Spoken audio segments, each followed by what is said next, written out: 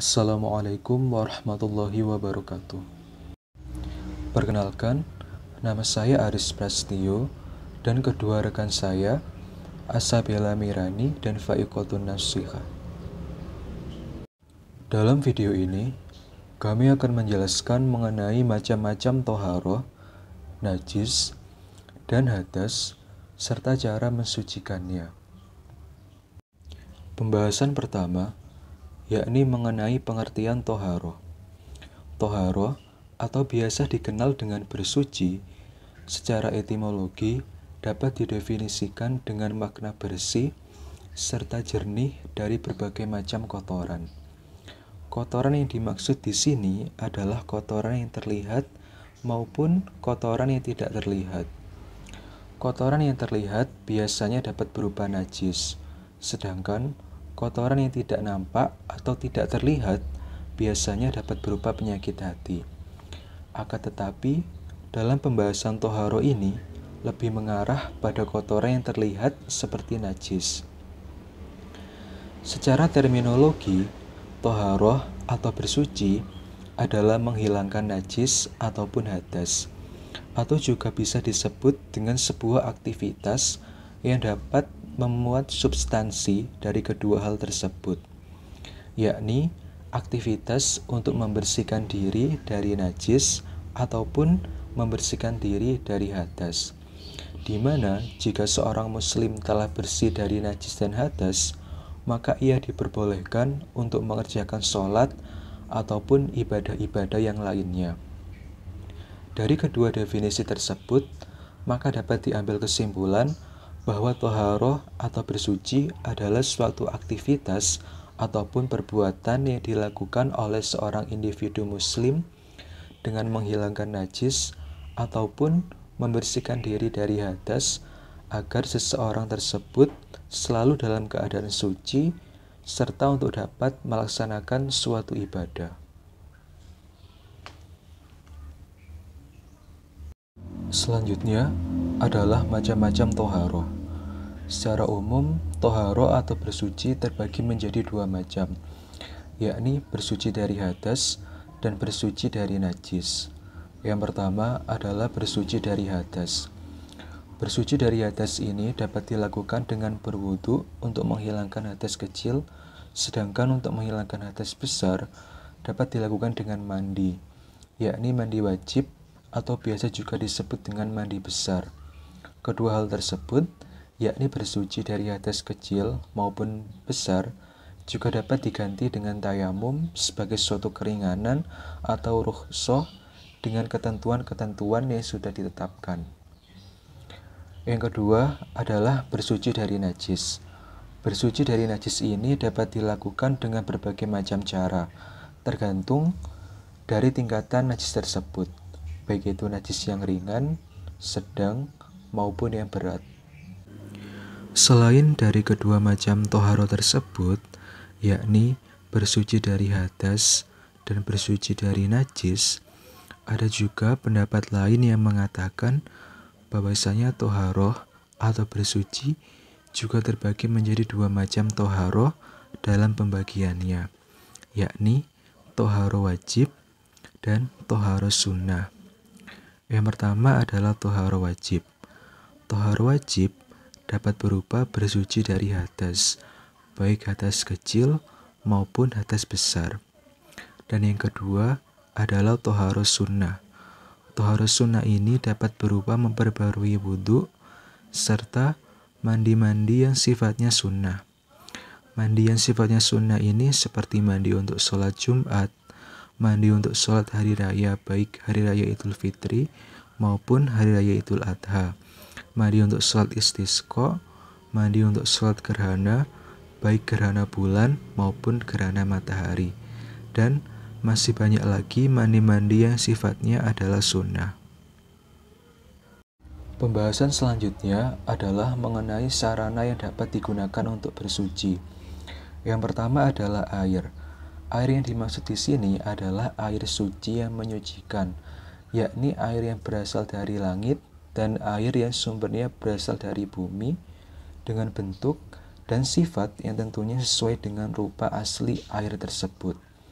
Adapun untuk batasan bahwa air tersebut masih sesuai dengan bentuk dan sifat aslinya dapat dilihat dari kondisi air tersebut yang masih memiliki sifat yang sebenarnya, yakni yang berkaitan dengan rasa, warna, dan aroma.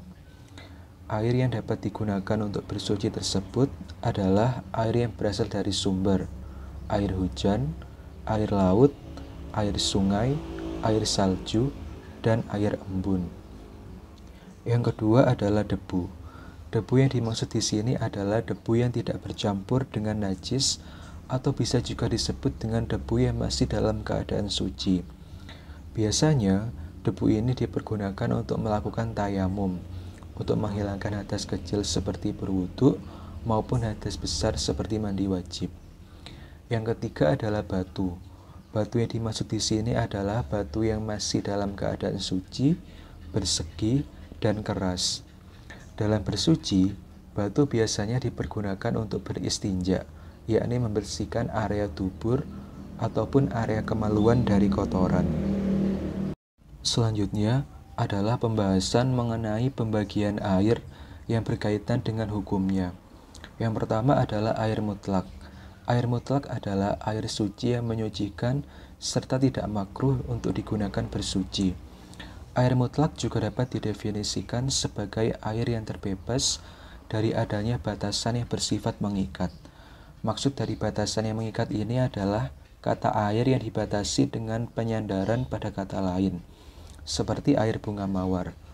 Jadi, air mutlak dapat berupa air sumur dan air laut yang dibatasi dengan kata atau batasan yang tidak mengikat. Yang kedua adalah air musyammas, yakni air suci yang menyucikan, akan tetapi makruh untuk digunakan bersuci. Air musyammas juga merupakan air yang dipanaskan di bawah terik matahari dengan wadah dari logam. Air musyammas ini dihukumi makruh karena air ini dapat menyebabkan penyakit kusta. Menurut Syekh Dib al-Bagho, terdapat beberapa hal yang menjadikan air musyammas dihukumi makruh. Di antaranya adalah wilayah yang beriklim sangat panas, air yang dipanaskan pada logam selain perak dan emas, serta air itu digunakan untuk manusia maupun binatang yang bisa menimbulkan penyakit kusta. Selain air musyammas, juga terdapat beberapa air yang hukumnya makruh jika digunakan untuk bersuci. Di antaranya adalah air yang sangat dingin, air yang sangat panas, air yang berada di daerah kaum Tsamud dan kaum Lut, sumur Barhut, air di daerah Babilonia, serta sumur Zarwan, yakni sumur yang digunakan sebagai tempat pembuangan sihir yang ditunjukkan kepada Nabi Muhammad SAW. Yang ketiga adalah air suci yang tidak menyucikan, yakni air yang memiliki zat yang suci akan tetapi tidak bisa digunakan untuk bersuci. Air suci yang tidak menyucikan ini terbagi ke dalam dua kategori, yakni air mustakmal dan air mutaghayyir. Air mustakmal adalah air yang sudah digunakan untuk bersuci, baik untuk menghilangkan najis maupun hadas.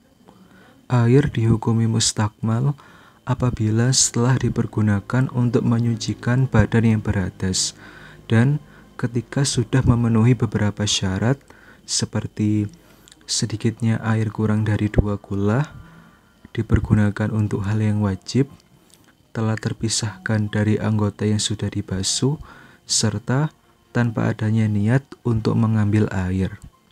Sedangkan air mutaghayyir adalah air yang mengalami perubahan salah satu sifatnya, di mana hal ini disebabkan oleh bercampurnya dengan barang suci yang lain, yang dapat merubah status kemutlakan air tersebut.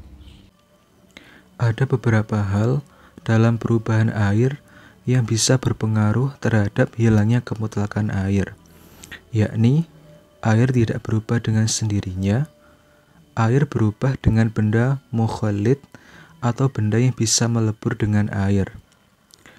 Benda tersebut dapat dilepaskan dari air, serta air dapat menghindari benda-benda tersebut.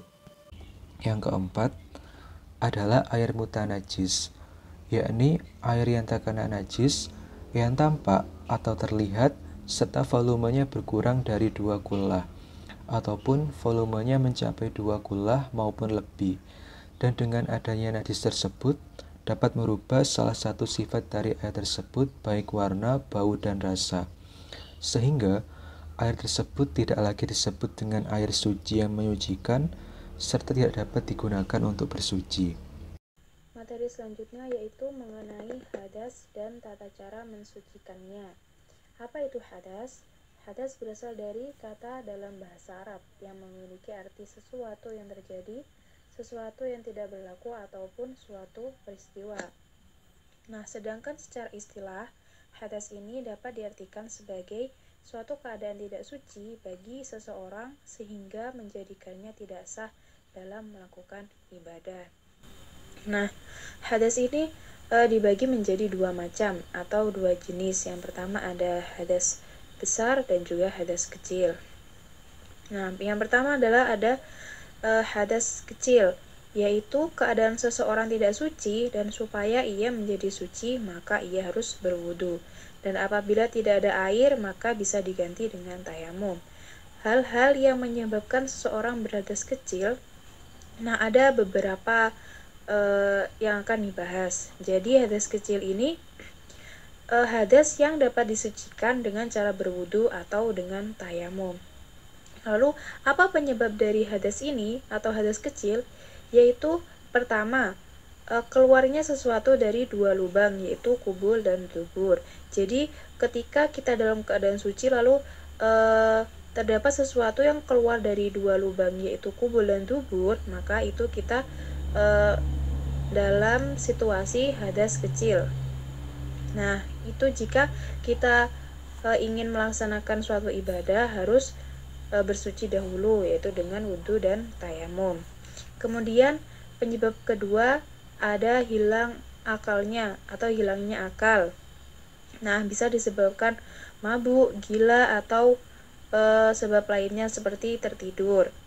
Lalu persentuhan antara kulit laki-laki dengan perempuan yang bukan mahramnya tanpa ada batas yang menghalanginya. Nah, itu juga bisa mengakibatkan hadas kecil. Kemudian karena menyentuh kemaluan, baik kemaluan sendiri ataupun kemaluan orang lain dengan telapak tangan atau jari. Jadi ini juga harus disucikan dengan berwudu atau tayamum jika tidak ada air. Nah, yang kedua ada hadas besar. Apa itu hadas besar? Yaitu ketika seseorang dalam keadaan tidak suci dan supaya ia menjadi suci maka ia harus bersuci. Nah, hadas besar ini untuk disucikan dapat dengan cara mandi besar. Apabila tidak ada air maka bisa diganti dengan tayamum. Kemudian apa penyebab dari hadas besar ini?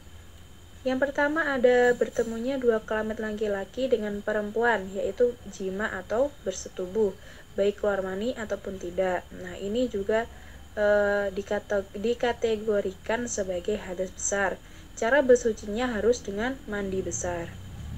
Yang kedua, keluar mani, baik karena bermimpi atau sebab lain. Yang ketiga, haid. Nah, atau haid ya, yaitu darah yang keluar dari perempuan sehat yang telah dewasa pada setiap bulannya. Jadi ketika seseorang haid, itu bersucinya juga harus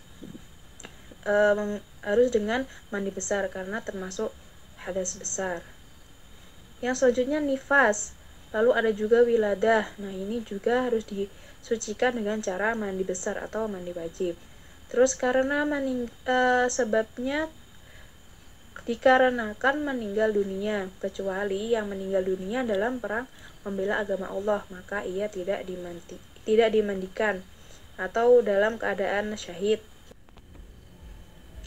Kemudian, jika sudah mengetahui apa itu hadas, lalu penyebab-penyebabnya, maka pembahasan selanjutnya yaitu mengenai bagaimana cara untuk bersuci dan macam-macamnya. Nah, ini tata cara bersuci itu terdapat 4 cara.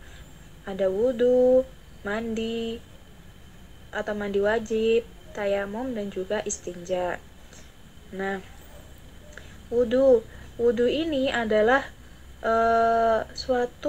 salah satu cara bersuci dengan menggunakan air. Nah, wudhu memiliki rukun-rukun yang harus dilakukan atau cara-cara yang harus dilakukan, seperti membaca niat, lalu membasuh wajah atau muka. Nah, di sini telah dijelaskan mengenai cara-cara untuk berwudu. Yang pertama ada niat. Nah, niat ini bisa dilafadzkan dengan Bismillahirrahmanirrahim. Nawaitul wudu'a li raf'il hadasil asghari fardhu lillahi ta'ala. Nah, niat ini sangat penting dilakukan karena apa? Ketika kita tidak niat, maka kita dianggap tidak melakukan hal tersebut dengan bersungguh-sungguh.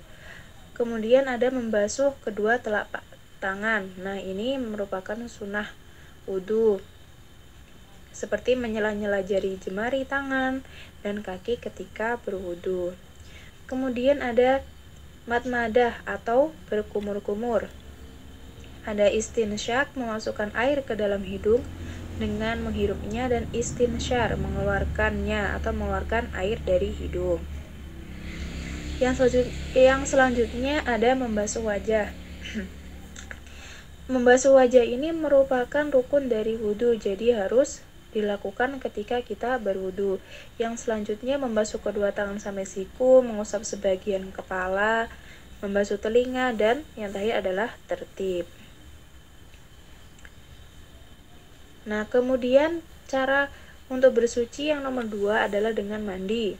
Nah, mandi ini juga memiliki tata cara yang telah ditentukan oleh syariat. Seperti mandi wajib dimulai dengan membersihkan kemaluannya dan kotoran yang ada di sekitarnya. Kemudian mengucapkan bismillah dan berniat untuk menghilangkan hadas besar. Niat untuk mandi besar yaitu Bismillahirrahmanirrahim. Nawaitul ghusla li raf'il hadasil akbari fardhu lillahi ta'ala. Kemudian dimulai dengan membasuh kedua telapak tangan sampai pergelangan tangan masing-masing 3 kali. Nah, ya, setelah itu berwudu. Nah, berwudu itu seperti wudu ketika akan sholat. Nah, kemudian mengguyurkan air dimulai dari pundak kanan terus ke kepala dan seluruh tubuh. Yang selanjutnya harus diyakini bahwa air itu harus mengenai seluruh tubuh. Nah, selain itu kita juga bisa membasuh badan dengan tangan sampai 3 kali. Nah, untuk yang selanjutnya yaitu tayamum. Nah, tayamum ini diawali dengan membaca basmalah dan berniat. Berikut adalah niat dari tayamum. Bismillahirrahmanirrahim. Nawaitu tayamuma li istibahati sholati fardhu lillahi ta'ala. Nah, setelah itu kita bisa memukulkan atau menepuk kedua telapak tangan ke permukaan tanah dengan sekali tepukan. Kemudian meniup kedua telapak tangan sebelum membasuhkannya ke anggota untuk tayamum. Yang selanjutnya mengusap wajah dan kedua tangan hingga pergelangan. Lalu yang terakhir adalah tertib dalam tayamum. Nah, cara yang terakhir yaitu dengan istinja. Nah, istinja ini dapat diawali dengan membasuh atau membersihkan tempat keluar kotoran air besar atau air kecil dengan air sampai bersih. Kemudian membasuh dan membersihkan tempat keluar kotoran air besar atau air kecil dengan batu atau dengan benda kasat lainnya sampai bersih sekurang-kurangnya 3 kali. Kemudian najis yang berupa benda yang bisa dipegang jatuh di atas benda yang padat seperti bangkai tikus atau jatuh mengenai mentega yang padat. Maka untuk membersihkannya cukup dengan mengambil tikus tersebut dan mentega yang berada di sekitarnya. Jadi tidak perlu dibuang seluruhnya. Yang terakhir yaitu benda yang padat atau keras seperti pisau atau pedang terkena najis maka cukup diusap sampai bersih untuk mensucikannya. Adapun benda yang terdapat bekas minum anjing harus dicuci sebanyak 7 kali dan salah satunya dengan debu. Pengertian najis. Najis menurut bahasa adalah suatu perkara yang menjijikkan. Sedangkan menurut Ahmad Hasan, najis secara etimologis berarti barang kotor. Sedangkan menurut syara, najis ialah sesuatu yang haram memperolehnya dalam keadaan luas dan mudah untuk memperolehnya. Menurut bahasa Arab, najis bermakna al-qadaroh yang artinya adalah kotoran. Sedangkan definisi menurut istilah agama syar'i diantaranya seperti ulama Syafi'iyah itu mendefinisikan bahwa najis adalah segala sesuatu yang terbilang kotor. Menurut syara yaitu sesuatu yang haram memperolehnya dalam keadaan luas dan mudah untuk memperolehnya. Yang dimaksud dalam keadaan luas dan mudah untuk memperolehnya adalah segala waktu yang terkecuali, yaitu ketika kita dalam keadaan darurat. Seperti saja contohnya ketika misalnya kita sedang berada di hutan dan kita tidak membawa bekal dan kita menemukan di situ terdapat bangkai kucing. Sedangkan bangkai itu hukumnya haram untuk dimakan. Dan jika kita tidak makan, maka kita akan mati. Jadi disitulah yang dimaksud dengan darurat, maka kita diperbolehkan untuk memakan bangkai tersebut. Akan tetapi dalam kitab yang lainnya seperti kitab Riyadul Badi'ah dan Fathul Mu'in menjelaskan bahwa najis menurut syara adalah sesuatu yang mencegah sahnya sholat. Selanjutnya yaitu macam-macamnya najis. Najis itu ada 3 macam. Yang pertama yaitu najis mukhafafah, yaitu najis yang dikategorikan najis ringan. Contohnya air kencing bayi laki-laki yang belum pernah makan dan minum selain ASI ibunya. Di sini ditekankan dan dijelaskan bayi laki-laki karena dalam pensuciannya antara najis air kencing bayi laki-laki dan perempuan itu berbeda. Yang kedua yaitu najis mutawasitoh, yaitu najis kategori sedang, seperti najis yang keluar dari salah satu kubul dan dubur manusia atau hewan, seperti air kencing dan kotoran orang, kotoran ayam, dan lain sebagainya. Dan najis mutawasitoh ini juga terbagi menjadi 2, yaitu najis ainiyah dan yang kedua najis hukmiyah. Najis ainiyah yaitu najis yang tampak seperti kotoran manusia atau hewan. Jadi memang zatnya itu ada dan jelas. Yang kedua najis hukmiyah, yaitu najis yang tidak tampak seperti bekas air kencing atau arak atau miras yang mengering. Jadi seperti bekas-bekas air kencingnya saja, bekas-bekas air kencing. Jadi tinggal baunya saja, akan tetapi air kencingnya itu sudah mengering. Maka itu disebut najis hukmiyah. Yang terakhir yaitu najis mughladhah, yaitu najis kategori berat yang berasal dari anjing dan babi. Jadi seperti terkena jilatan atau air kencing atau kotoran anjing dan babi dan dari hewan yang diperanakkan dari salah satu keduanya. Contoh yang dari hewan yang diperanakkan dari keduanya itu, misalnya anjing atau babi itu diperanakkan dengan hewan yang suci seperti kambing dan lain sebagainya, itu juga termasuk hewan yang haram. Maka jika terkena jilatan atau kotoran hewan tersebut, maka itu dihukumi najis mughladhah. Selanjutnya yaitu cara mensucikan najis. Cara mensucikan najis yang pertama yaitu najis mukhafafah dengan mempercikkan air sampai najisnya tidak terlihat, yaitu baik dari rasa, bau, dan warnanya. Akan tetapi ada yang mengatakan bahwa yang dimaksud percikan air itu adalah disirami air, akan tetapi tidak disyaratkan harus mengalir airnya. Dan cara pensucian air kencing bayi laki-laki juga berbeda dengan pensucian najis air kencing bayi perempuan.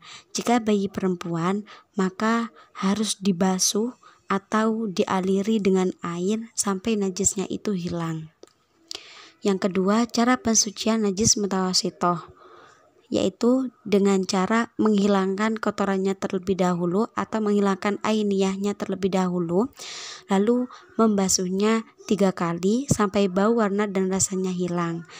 Akan tapi ada juga yang berpendapat bahwa cukup dengan 1 kali basuhan. Akan tetapi 3 kali basuhan itu lebih afdol atau lebih utama atau lebih dianjurkan. Dan yang terakhir yaitu pensucian najis mughalladah, yaitu dengan cara dibasuh 7 kali dan salah satunya dengan debu yang suci. Dan hukum najis mughalladah ini berbeda dalam lintas mazhab. Jika menurut Imam Hanafi, anjing hidup itu hukumnya suci, dan yang najis itu hanya air liurnya saja. Dan dalam pensuciannya itu tidak disyaratkan 7 kali basuhan dan tidak mewajibkan bercampur dengan debu. Dan Imam Hanafi, akan tetapi jika menghukumi babi, Imam Hanafi mengatakan bahwa babi itu adalah hewan yang najis. Selanjutnya menurut Imam Maliki. Jika menurut Imam Maliki, anjing itu tidak dihukumi najis, akan tetapi yang najis adalah hanya air liurnya saja. Dan akan tetapi cara pensuciannya Imam Maliki mensyaratkan membasuh sebanyak 7 kali, tapi tidak mewajibkan dicampur dengan debu. Dan selanjutnya Imam Syafi'i dan Imam Hambali. Imam Syafi'i dan Imam Hambali sepakat bahwa anjing dan babi itu tergolong hewan yang najis mughalladah, baik ketika hidup atau mati. Dan dalam pensuciannya juga disyaratkan dengan 7 kali dan salah satu basuhannya dicampur dengan debu yang suci. Selanjutnya adalah bagaimana tata cara bertayamum dengan baik dan benar. Langkah yang pertama adalah menepukkan kedua tangan ke tempat debu yang suci, selanjutnya ditiup guna menipiskan debu. Kemudian diusapkan ke bagian wajah dengan membaca niat tayamum, yakni nawaitu tayamuma listibahadis sholati lillahi ta'ala, serta dilakukan dengan sekali usapan.